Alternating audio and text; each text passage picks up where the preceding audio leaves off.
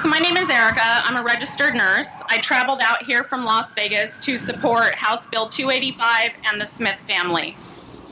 I would like to share a personal story with you, and it's one that I have rarely shared.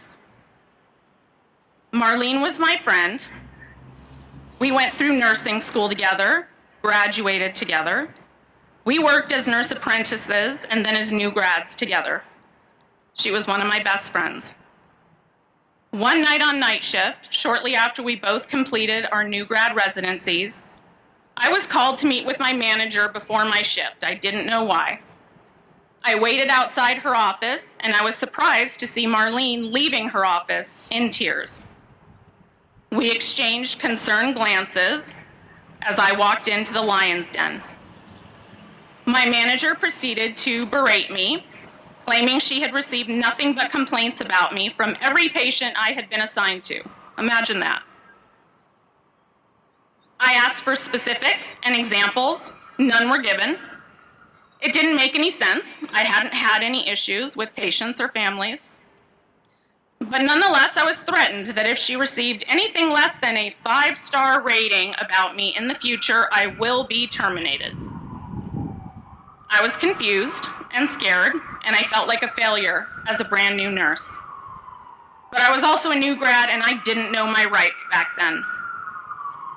Later that night, when I talked to Marlene, I discovered she was told the exact same thing by our manager.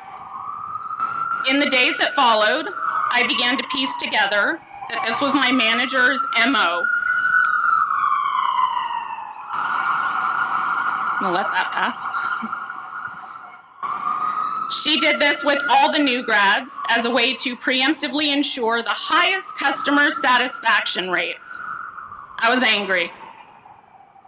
That started a downward spiral of depression and anxiety for Marlene. I eventually left that toxic job, but Marlene stayed and was subjected to years of abuse, manipulations, and threats by that manager. She went from being the life of the party to someone I barely recognized. And just a few short years into her nursing career, Marlene took her own life. That was my first introduction to toxic healthcare management. That is why I fight so hard for nurses and for the nursing profession, because I've seen what it does to nurses.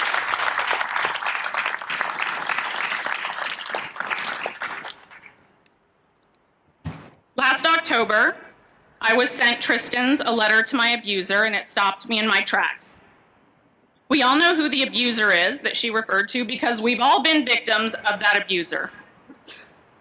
Since that time, I've had the honor of getting to know some of Tristan's family, especially her father, Ron. He asked me to help get Tristan's story out there, and I've been working with him to accomplish that. Tristan's story needs to be told because we are all Tristan.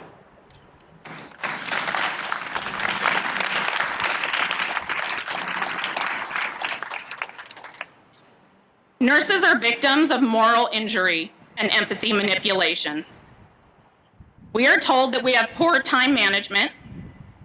The truth is, we have impossible workloads and unrealistic expectations.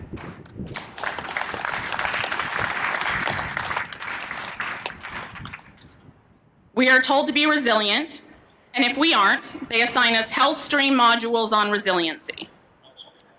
I'm here to tell you it's okay to not be resilient. We need to honor our emotions. How are we supposed to be resilient when we can't even get our PTO approved? We are told to prioritize self-care, but we can't even drink water at the nurse's station. We're told to work smarter, not harder, but never given the resources to do so. We are the walking wounded. We are burnt out, but we need to not say that we're burnt out, because the truth is we are exploited. Burnout implies that it's our fault. We are exploited, and it's not our fault.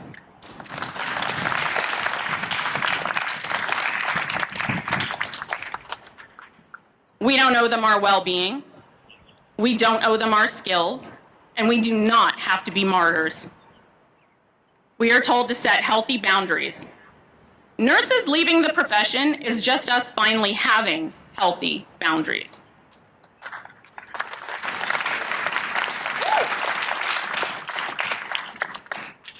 Nurses are the backbone of the healthcare system, and without nurses, there is no healthcare.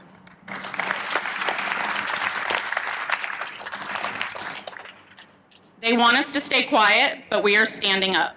The evolution of nursing has begun. We are one of the largest professions in the United States. Our power is in our numbers, but we have to get it out of the break room and start doing something about it. Every nurse I speak to has had a breaking point. I had 2 breaking points. The first was when the American Heart Association released its new guidelines ordering us not to stop to put on PPE before going in a COVID room for a code, because our lives didn't matter. My second breaking point was the criminal prosecution of nurses. I'm angry. I'm angry at the boards of nursing. I'm angry at the ANA. I'm angry at Joint Commission, OSHA, all of them that abandoned nurses when we needed them most. But most of all, I'm angry at the greedy healthcare organizations that are responsible for the countless deaths of nurses and patients.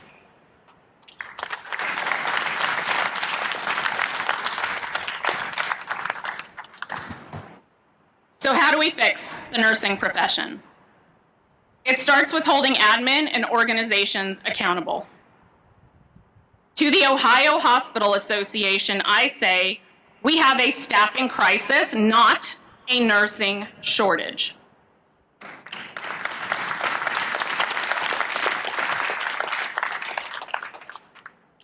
Five million nurses in this country, more than ever before in history.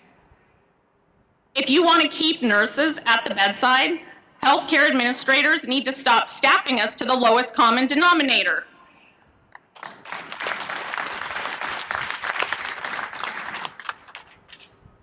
To accomplish staffing ratios, we need legislation like Ohio Bill HB 285, the Nurse Workforce and Safe Patient Care Act, because it starts here at the state level.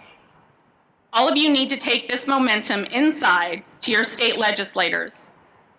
And we also need to pressure them while we're there to support HR 2530, the Nurse Staffing Standards for Hospital Patient Safety and Quality of Care Act, which would give us federally mandated nurse-to-patient ratios. Other ways we fix the nursing profession. We need CMS to develop a reimbursement model for nurses. There's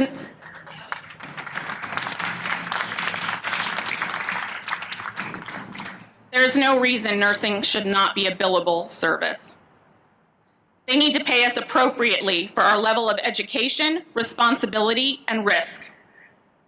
We need every state to follow in Kentucky's footsteps and decriminalize unintentional medical errors.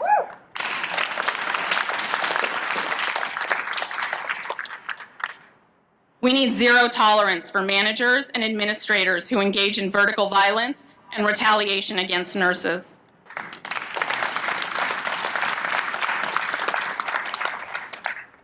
And to all the nurses here, you need to start organizing your workplace and get unions in there.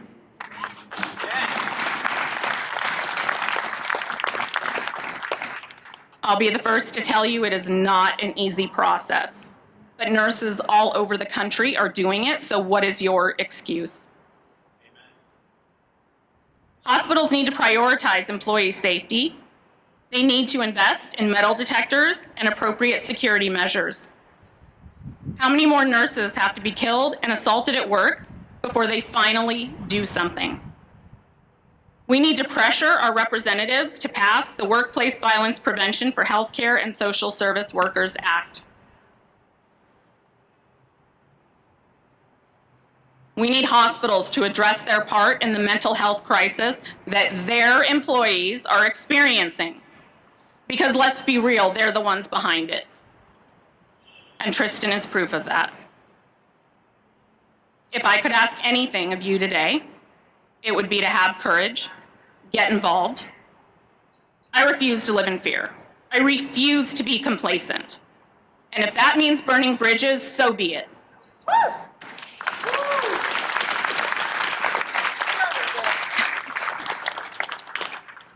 Because if there's no accountability or consequences, there will be no change.